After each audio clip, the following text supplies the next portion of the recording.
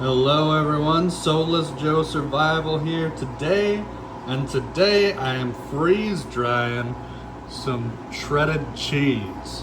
So, in the next bit of this clip, we'll jump to how it looks afterwards.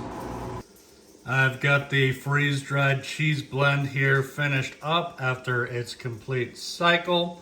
I always make sure to put paper towels on top of the trays whenever I do something that's lightweight like cheese.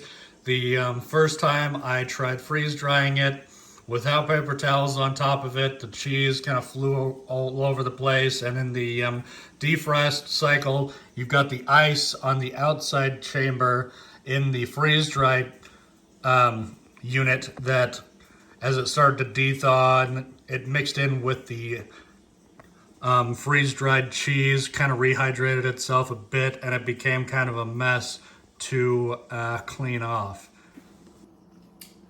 I really love freeze-dried cheese. It is an extremely high calorie, decent protein option for freeze drying. It's also relatively inexpensive protein option when you're looking to do this sort of preservation. So let's take a look at how this finished freeze-dried product looks. Something that I love about freeze-drying shredded cheese in particular, this is the least amount of time that, well, this is one of the options that takes the least amount of time. Let me rephrase that. This only took about 15 hours to freeze dry, whereas most options take anywhere between 20 to 40 hours depending on the density and what it is. If you're getting into freeze drying, you need to make sure that you do your research beforehand. Always Google search, YouTube search people who have freeze dried stuff that you're thinking about doing, because there is a lot of success stories and failure stories when it comes to this sort of thing. You don't want to make the same kind of mistakes that other people have made.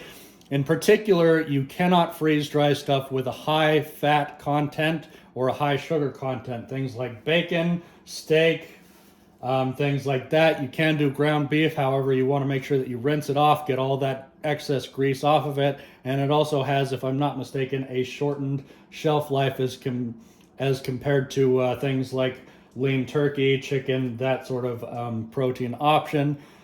You can freeze dry candy. There is an extreme demand in market for that sort of thing. Anyways, back to the cheese, shall we? Again, I really love this stuff. Freeze drying it, you can just eat it raw like this, and it's kind of interesting because it has kind of a toasty flavor to it after being freeze dried. I love that stuff. Freaking delicious. Let me try to get a camera angle with my silly face in here. Let's get this stuff put into the Mylar bags.